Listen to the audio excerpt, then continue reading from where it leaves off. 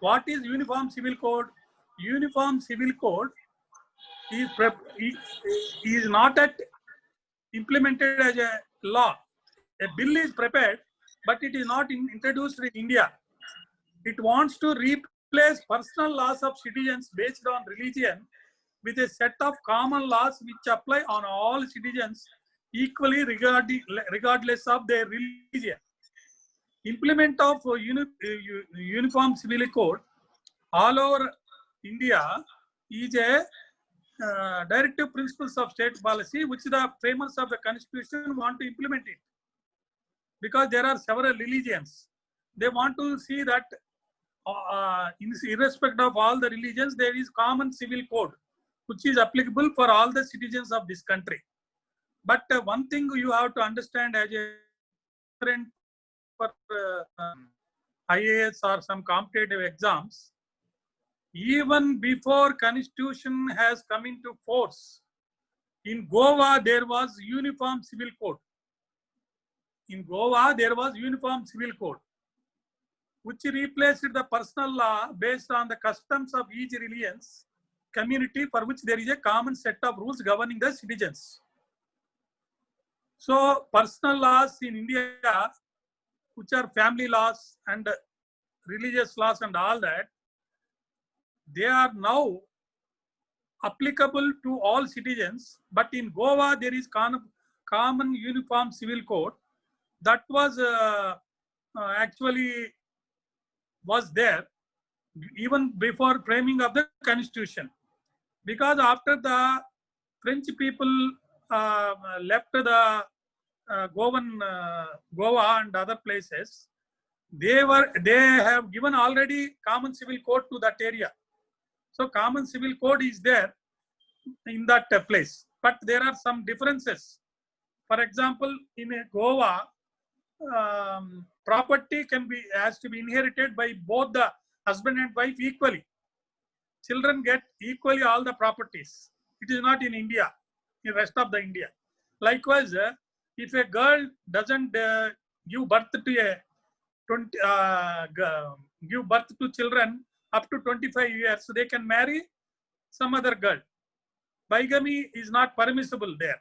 But if in Hindus, 25 after crossing 25 years age, there is no birth given, children are not born, then they can marry. This type of Uniform Civil Code rights, they are applicable. They are there even before the constitution is framed. So you have to understand that Uniform Civil Code is there in Goa prior to constitution has come into force. But for rest of the country, they want to implement Uniform Civil Code, and there is a bill not yet introduced. Then other girl has asked about right to privacy. This right to privacy, the Honorable Supreme Court in Puttuswamy case has held that every citizen of this country has got a right to privacy. It is a constitutional bench decision. Out of 13 judges, 7 judges are in favor of Justice Case Puttuswamy versus Union of India. This is an outcome of petition challenging the constitutional validity of the Aadhaar card system, whether they are entitled to demand and ask all the details of you and give it to anybody whom they ever asks. So the Honorable Supreme Court has held there is a right to privacy. So the right to privacy is protected. It is an instinctive part of Article 21, which is a fundamental right. There is no separate law as on today. This right of privacy is part of Article 21.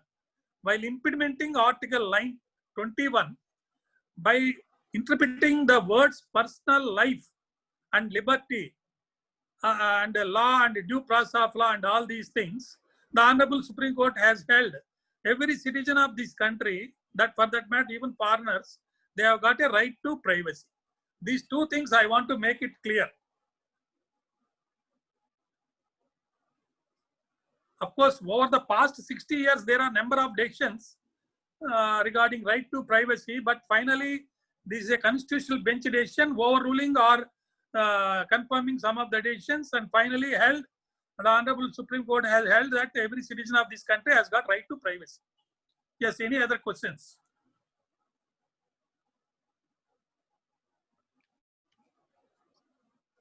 Dear students, you can unmute yourself and ask questions.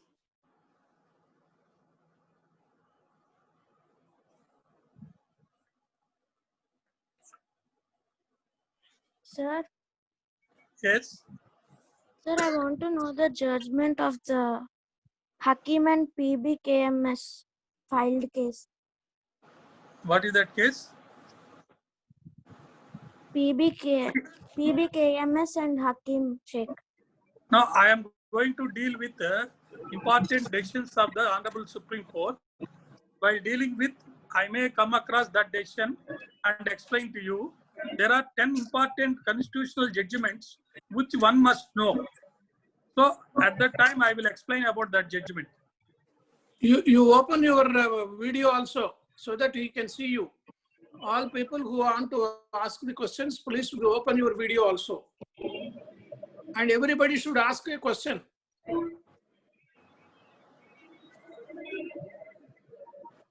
Kirtana? Yeah, Kirtana has asked a question, sir. Yeah. Lalita? Yes, sir. What is your doubt? Sir, if fundamental rights are exploited by the government, can we file a case against the government? What, madam? I'm not able to understand. If the fundamental rights of the people are exploited by the government, can we file a case against the government? Now that is what already I stated. Article 12 deals with what is called state. Article 13 deals with what is called law. If the state under Article 12 makes a law under Article 13 and violates the fundamental rights of the Constitution under Article 14 to 31, then under Article 32, you can approach the Honorable Supreme Court for implementation of your fundamental rights. And under Article 226, you can approach the Honorable High Court for implementation of the fundamental rights. State has no duty or right to violate the fundamental rights of any citizen. If it violates, then a person, that is a citizen, can directly approach the Honorable Supreme Court or High Court. Okay.